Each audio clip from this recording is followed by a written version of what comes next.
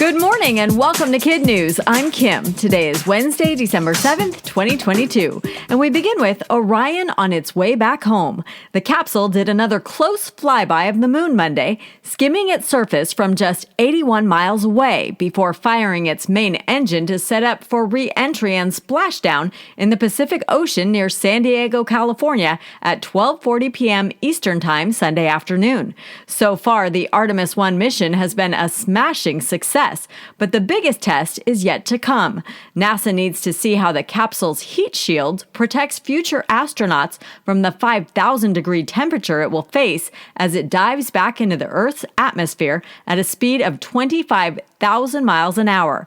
Orion will slow considerably before the parachutes deploy, then hit the water at just 20 miles per hour to close out what will be a 25-and-a-half-day history-making voyage that spanned 1.4 million star-studded miles. A considerably smaller splash will mark the end of an era for Disney. USA Today reports that after 30 years, the last watery plunge for Disney World's Splash Mountain will take place on January 23rd. It's the first time a closure date has been announced, even though it's been 2 years since the park decided to retire the ride for its ties to Song of the South, a 1946 Disney movie with an unrealistic portrayal of life on a plantation. A Princess and the Frog-themed attraction called Tiana's Bayou Adventure will take its place in a year or so. Splash Mountain at Disneyland in California is also closing, but the when is still unknown. According to Cinema Blend, the reason for the delay might be the spring overhaul of the Indiana Jones ride, with the park not wanting to have two big e-ticket attractions closed at the same time.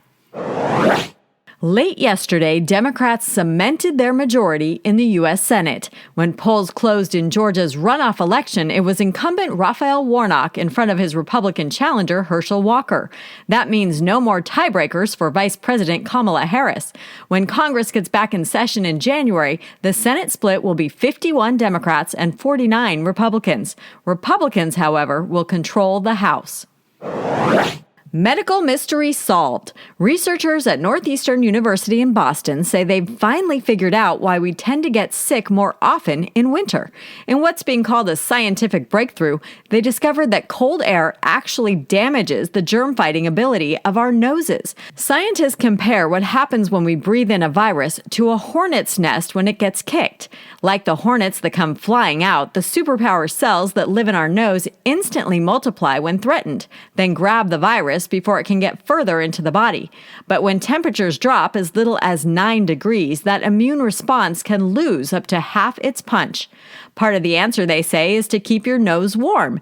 And since you can't slap a sock on it, they're recommending that tried and true pandemic staple, a mask.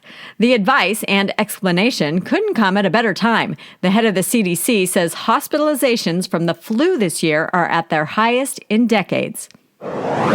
In KidNuz Sports Notes, Steph Curry's list of accolades just got longer. Sports Illustrated has named the Golden State Warrior its Person of the Year, and what a year it's been.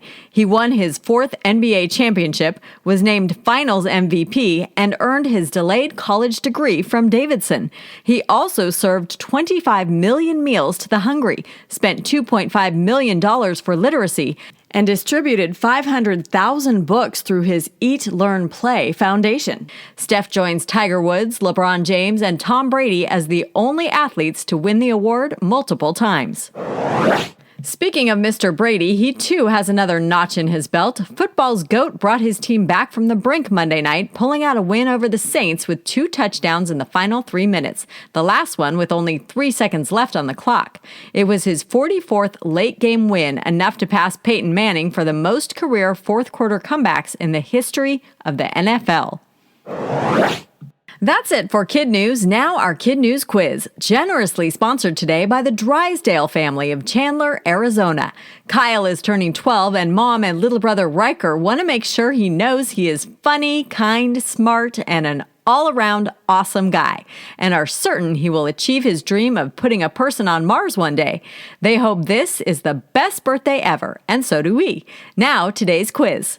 What temperature will Orion's heat shield reach on re-entry Sunday?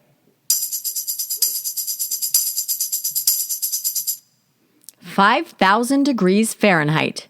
What is reportedly the last day for Disney World's Splash Mountain ride?